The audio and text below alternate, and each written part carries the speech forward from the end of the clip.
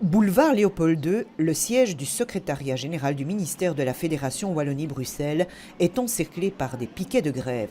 Toutes les entrées ont été bloquées. Ce mercredi, un large front commun syndical a décidé de taper du poing sur la table, c'est qu'il estime que les choses ne tournent plus rond dans la fonction publique. Les 25 000 agents sont saturés par des dysfonctionnements et en haut lieu, il y a peu de répondants. À la fonction publique, il y a des points noirs aux conséquences assez sérieuses. Il y a d'abord, selon le personnel, la débauche de moyens financiers pour réformer l'administration. Le résultat, c'est l'augmentation de la bureaucratie. On mobilise des gens dans des réunions, ce qu'ils appellent des ateliers, des réunions, etc., des tas de choses comme ça, en fait, qui mobilisent évidemment des tas de gens pendant des journées, des demi-journées, par exemple.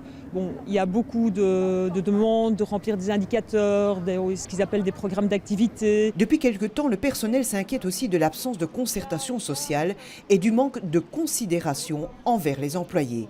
On a de plus en plus de burn-out d'agents, de problèmes, de situations catastrophiques. Et je prends des exemples, notamment au niveau des trajets, mais les gens n'en peuvent plus, en tout cas au sein du ministère. Et il y a aussi des revendications salariales, des injustices, explique le syndicat, et dénonce ces sous-statuts de plus en plus nombreux. Les niveaux 3, ils sont en extinction, je vais dire, ils diminuent de plus en plus.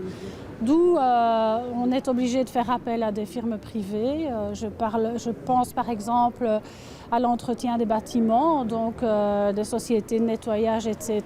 Le Front commun syndical a posé son ultimatum et prévient, si rien ne bouge, d'autres grèves seront organisées.